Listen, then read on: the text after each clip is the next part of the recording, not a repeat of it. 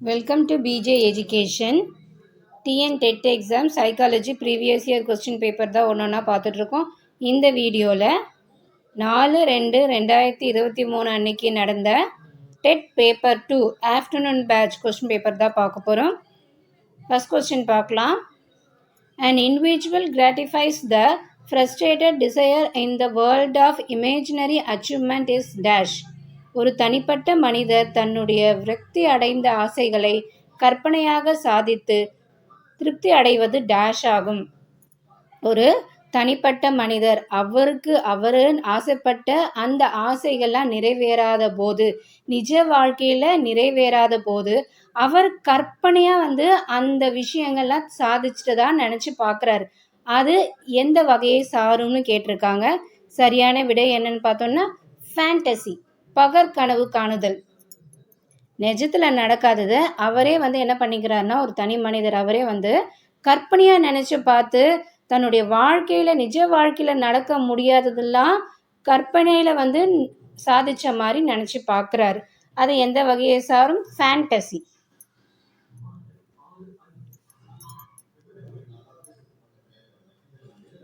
இரண்டாவது கேள்வி பார்க்கலாம். The intelligence that represents the verbal ability is called.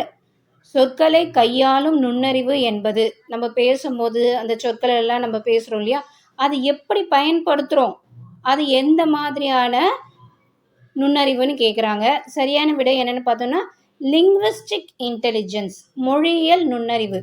நம்ம பேசக்கூடிய வார்த்தைகளை நம்ம எப்படி பயன்படுத்துகிறோன்றது தான் மொழியியல் நுண்ணறிவு.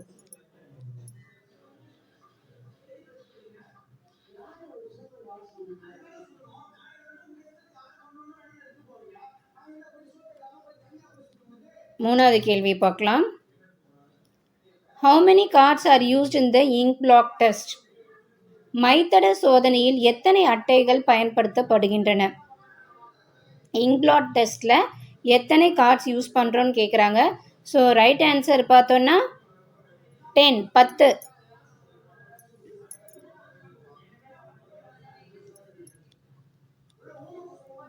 ஃபோர்த் ஒன் பார்க்கலாம். Imitation and reinforcement to play an important role in dash. பின்பற்றுதல் மற்றும் வலுப்படுத்துதல் டேஷ் முக்கிய பங்கு வகிக்கின்றன. ஸோ ரைட் ஆன்சர் பார்த்தோன்னா லாங்குவேஜ் டெவலப்மெண்ட் இன் சில்ட்ரன், குழந்தைகளின் மொழி வளர்ச்சியில்.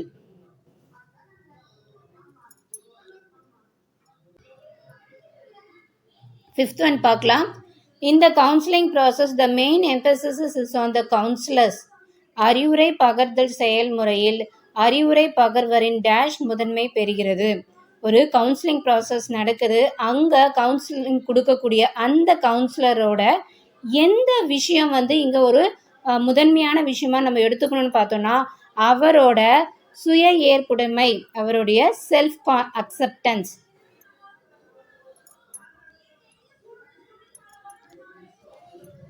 நெக்ஸ்ட் சிக்ஸ்த் ஒன் பார்க்கலாம். At what stage the problem is defined and explained in creative process? ஆக்க செயற்பாட்டில் சிக்கலை வரையறுத்தல் மற்றும் விளக்கம் அளித்தலுக்கான நிலை dash.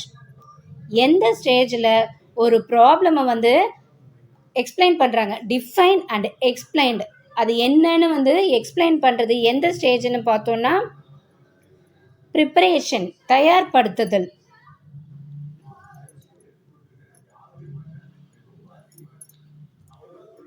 Next, seventh one.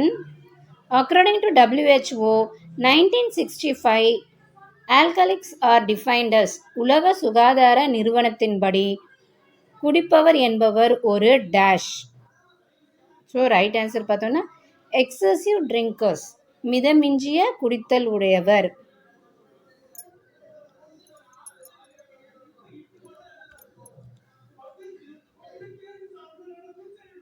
Next, so eighth one. In the learning curve, period of no progress is referred as. கற்றல் வளைவில் முன்னேற்றமில்லாத காலத்தை dash என்று அழைக்கப்படுகிறது. ஸோ ரைட் ஆன்சர் பார்த்தோம்னா பிளாட்யூ. ஸோ லேர்னிங் கர்வ் நம்ம படிச்சிருப்போம், அந்த லேர்னிங் கர்வில் பீரியட் ஆஃப் நோ ப்ராக்ரஸ்ன்னு பார்த்துருப்போம். ஸோ அந்த ப்ராசஸை நம்ம என்னன்னு சொல்லுவோன்னு பார்த்தோம்னா பிளாட்யூன்னு, அதுக்கு இன்னொரு நேம் இருக்குது.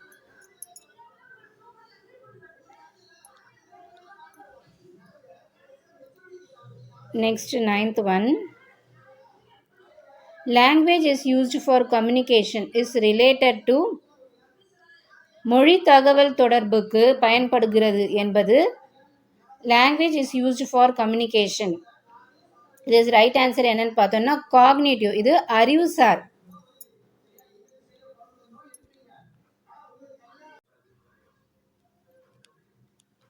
10th one பார்க்கலாம். Who developed the modeling technique for modifying problem behavior? சிக்கல் நடத்தையை மாற்ற யார் மாதிரியாக்க உத்தியை உருவாக்கியது? ப்ராப்ளம் பிஹேவியரை மாடிஃபை பண்ணுறதுக்காக அந்த டெக்னிக்ஸை யார் கொண்டு வந்ததுன்னு பார்த்தோன்னா Albert பண்டூரா.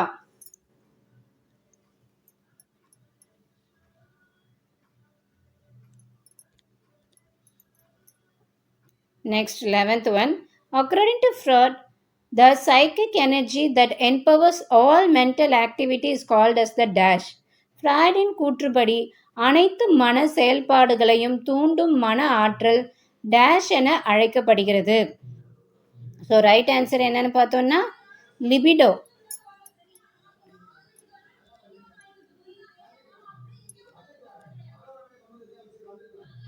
Next one. The third step of case study method is.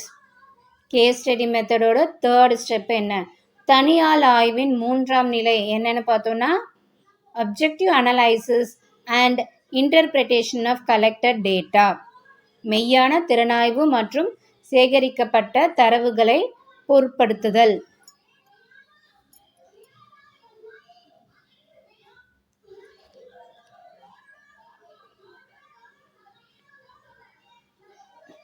Next one. Dash is a main factor in concept formation. கருத்து உருவாக்குதலில் முக்கிய காரணி. ஸோ கான்செப்ட் ஃபார்மேஷனில் மெயின் ஃபேக்டராக இருக்கிறது என்னென்னு பார்த்தோன்னா எக்ஸ்பீரியன்ஸ், அனுபவம். ஒரு கான்செப்டை நம்ம ஃபார்ம் பண்ணணும்னா நம்ம முன்னாடி அதை சம்மந்தப்பட்ட சில அனுபவங்களை நம்ம பெற்றிருந்தால் தான் நம்மளால் என்ன பண்ண முடியும், ஒரு கான்செப்டை நம்மளால் ஃபார்ம் பண்ண முடியும். அப்போது ஆன்சர் என்னது? எக்ஸ்பீரியன்ஸ், அனுபவம்.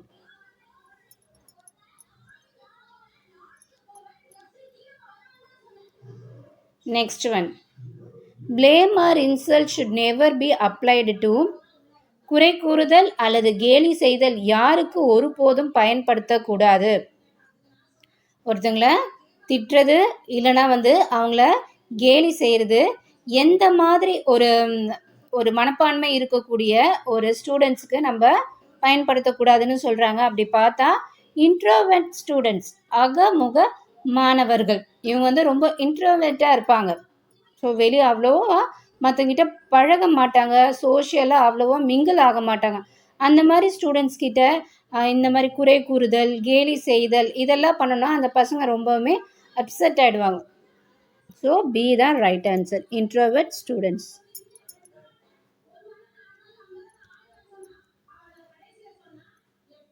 Next one.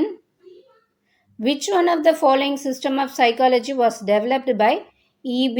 Titchener? கீழ்கண்டவற்றுள் எது ஒன்று உளவியற்கான செயல்முறையாக E.B. Titchener உருவாக்கினார்? ஸோ ரைட் ஆன்சர் பார்த்தோன்னா ஸ்ட்ரக்சரலிசம், வடிவமைப்பு கோட்பாடு.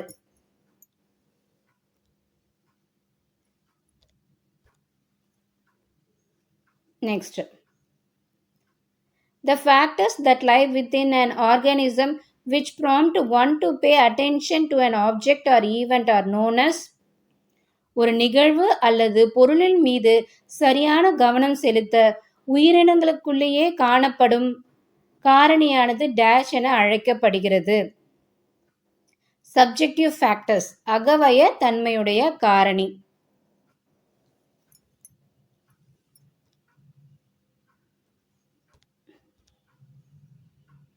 Next one. Dash did not approve of punishment as a reinforcer because punishment might produce emotional blocks. Dash என்பவர் தண்டனையை ஒரு வலுவூட்டியாக ஒப்புக்கொள்ளவில்லை, ஏனெனில் தண்டனை மனவெழுச்சி தடுப்பை உருவாக்கும் என்பதால். இங்கே கொடுத்துருக்கக்கூடிய சைக்காலஜிஸ்டில் எந்த சைக்காலஜிஸ்ட் பனிஷ்மெண்ட்டை நம்ம ரீஇன்ஃபோர்ஸராக எடுத்துக்கக்கூடாது, அதாவது தண்டனையை நம்ம என்ன வலுவூட்டலுக்கான ஒரு காரணியாக நம்ம எடுத்துக்கக்கூடாது. ஏன்னா இந்த தண்டனை என்ன பண்ணுன்னா அந்த மாணவர்களுக்குடைய ஒரு எமோஷனல் பிளாக் மாணவர்களுக்குடைய அந்த மனவெழுச்சியை வந்து தடுக்கும்னு சொல்கிறாங்க. யார் சொன்னதுன்னு பார்த்தோன்னா ஸ்கின்னர்.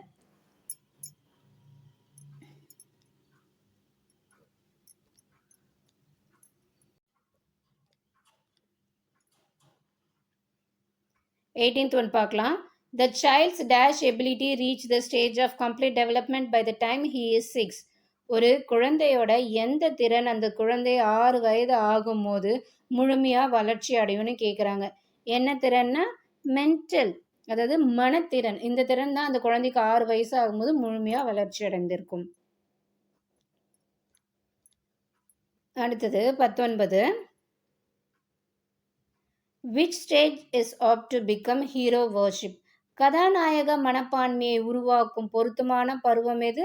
அடலசன்ஸ். அடலசன்ஸ் ஸ்டேஜில் தான் நம்ம என்ன பார்க்குறோம், நம்ம பார்க்குறது இது எல்லாமே வந்து நம்ம ஹீரோ வர்ஷிப்லாம் பண்ணுறது அடலசன்ஸ் தான்.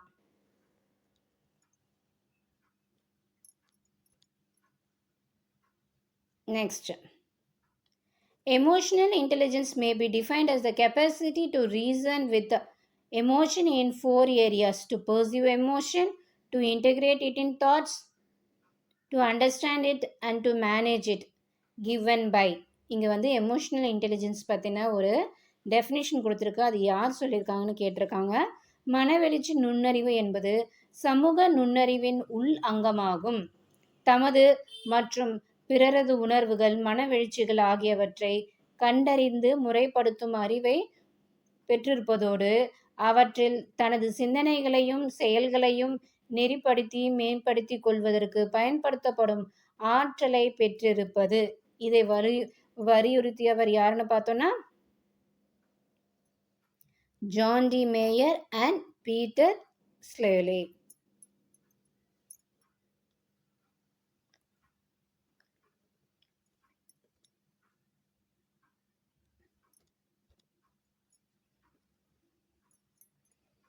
Next one.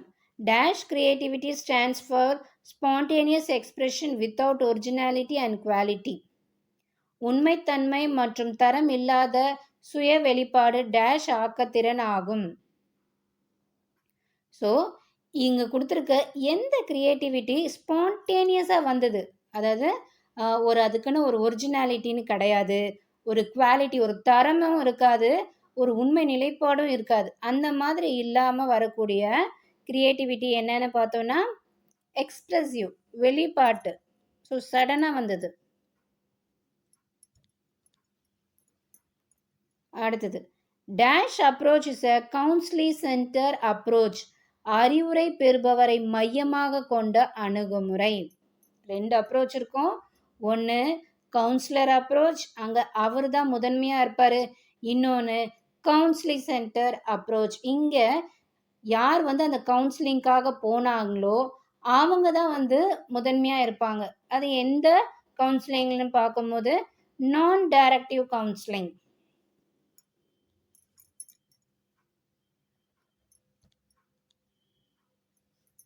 Next one, 23.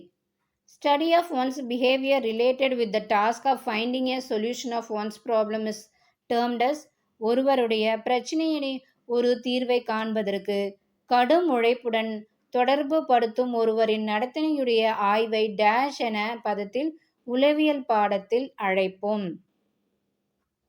So right answer என்னன்னு பார்த்தோன்னா கேஸ் ஸ்டடி, தனியால் ஆய்வு.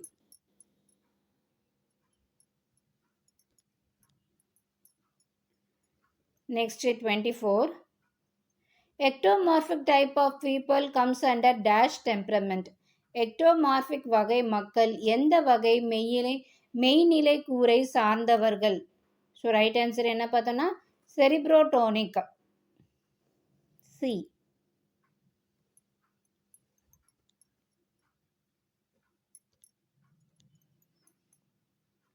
Next one. The relationship between intelligence and language development is dash. நுண்ணறிவு மற்றும் மொழி வளர்ச்சிக்கு இடையேயான தொடர்பு என்பது என்னன்னு கேட்டிருக்காங்க. ஸோ பாசிட்டிவ் நேர்மறை, ஒருத்தவங்களுடைய இன்டெலிஜென்ஸும் அவங்களுடைய லாங்குவேஜ் டெவலப்மெண்ட்டும் எப்படி இருக்கும்னா நேர்மறையாக இருக்கும், ஒன்னோடு ஒன்று தொடர்புடையதாக இருக்குது.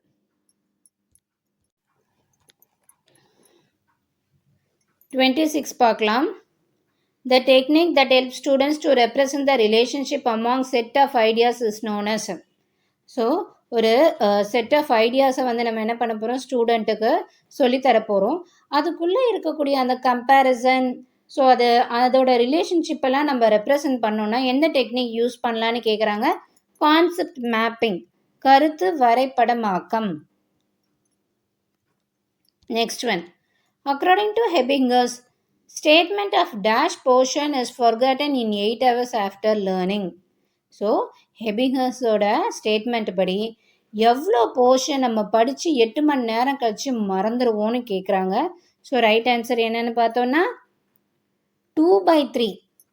ஸோ 3/2 பங்கு வந்து நம்ம படித்து 8 மணி நேரம் கழித்து மறந்துடுறோம். Next one, 28. Which type of test is called the Army Alpha test? So எதை வந்து ஆர்மி ஆல்ஃபா டெஸ்ட்னு சொல்லுவோன்னு பார்த்தோன்னா வேர்பல் குரூப் இன்டெலிஜென்ஸ் டெஸ்ட், சொற்சார் குழு நுண்ணறிவு சோதனை.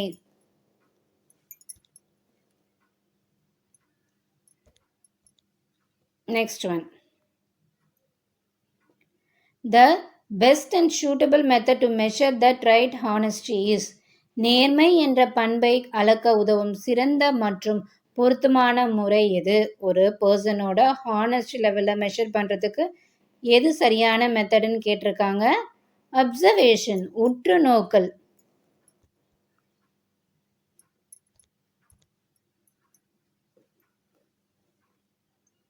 Next one. A student who failed in mathematics examination may say that on that day the examination hall was dark due to power cut and hence he could not fare well. This defense mechanism is called. ஒரு student மேக்ஸில் fail ஆகிருக்காங்க. எதுக்கு fail ஆன அப்படின்னு கேட்கும்போது அந்த student என்ன சொல்கிறாங்கன்னா, அன்னைக்கு கரண்ட் இல்லை, ஸோ எப்படி இருந்ததுன்னா எக்ஸாமினேஷன் ஹால் ரொம்ப டார்க்காக இருந்தது, இருட்டாக இருந்தது. அப்படி இருந்ததுனால என்னால் சரியாக கவனம் செலுத்த முடியாமல் நான் வந்து சரியாக பண்ணல எக்ஸாம் அப்படின்னு சொல்லிட்டு சொல்லக்கூடியது எந்த டிஃபென்ஸ் மெக்கானிசம்னு கேட்குறாங்க. ஸோ ரைட் ஆன்சர் பார்த்தோன்னா காரணம் கற்பித்தல், ரேஷ்னலைசேஷன்.